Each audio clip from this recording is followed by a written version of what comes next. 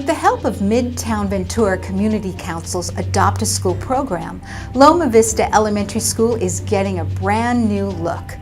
Their old landscape is being replaced with a new, beautiful, water-wise, ocean-friendly garden, complete with bioswales, a unique sitting area, and native plants that help contribute to a beautiful, natural habitat. Sustainable Ventura News caught up with some of the individuals who gave of their time and talents to install this beautiful water-wise garden.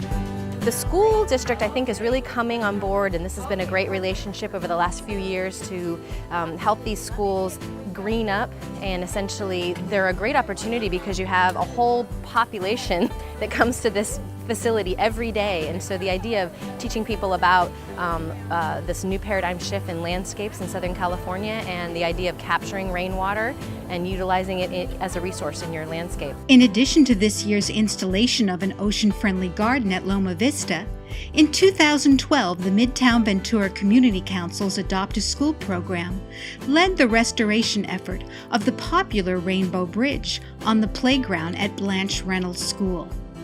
In 2013, at Will Rogers Elementary School, a beautiful ocean-friendly garden was designed and installed that removed 80 feet of blacktop and added 2 large bioswales to keep rainwater in the landscape and out of the storm drains.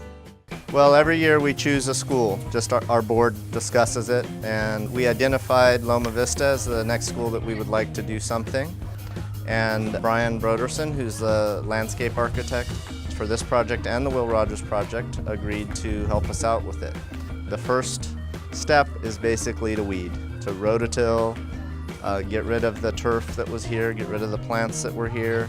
That was the first day. Then we had a grading day and a boulder move around day. And then you can see all these boulders and the holes that we created, and the holes capture water.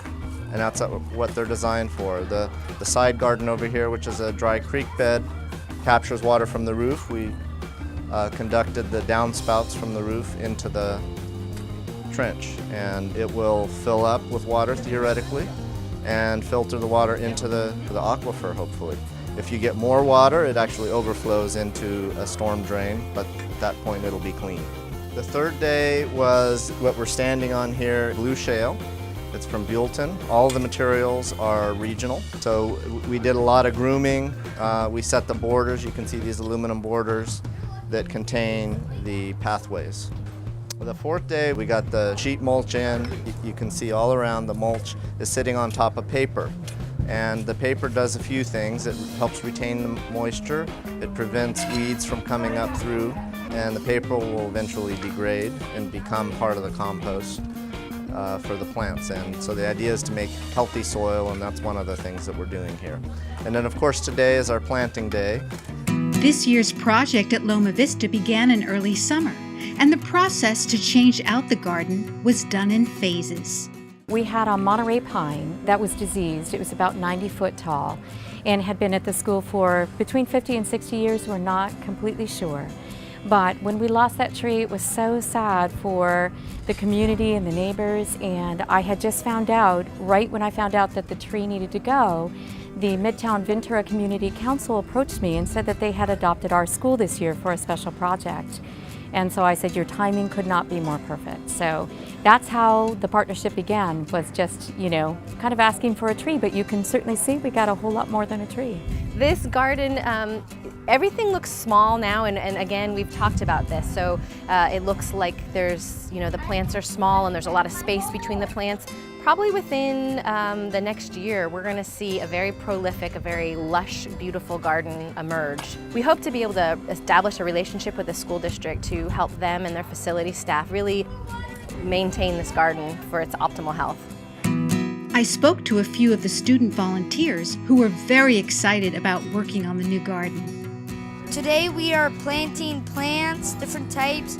We're soaking them in water and putting them into the ground. Like the plants don't need a lot of water, and it's kind of like drought proof, like we're in, because we're in a drought right now and we don't have a lot of water.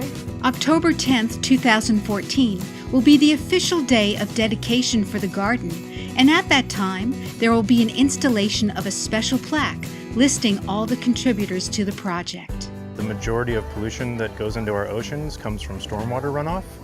And so gardens like this help prevent that. They work to capture what we call the first flush, which is the first 3/4 to 1 inch of rainfall after a long dry period.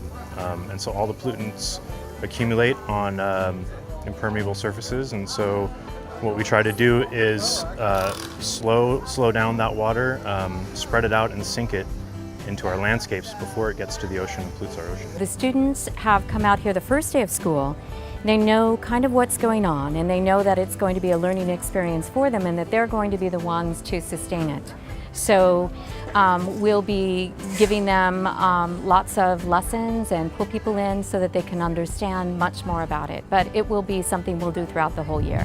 So we are starting a recycling program starting in September, and the green presentations are happening in September. We're also going to go through training for environmental curriculum through the state, and we're going to encompass that in our schools as well. It all came together. Schools that are interested in doing a project like this, they can contact me with the City of Ventura, Jill Sarek at 805-652-4501, or you can go online to thecityofventura.net/greenschools to get some information. Again, I want to emphasize that these kinds of projects are not happening just at the school district or the city level. There's multiple partners involved: Surfrider Foundation, Midtown Ventura Community Council. Lots of local businesses have donated materials and supplies. So this project wouldn't happen if it wasn't, a collaborative effort from a lot of people in the community. For more information about this project, visit midtownventura.org.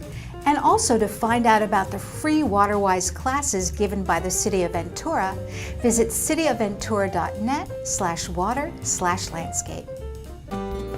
SustainableVentura.tv for a better tomorrow.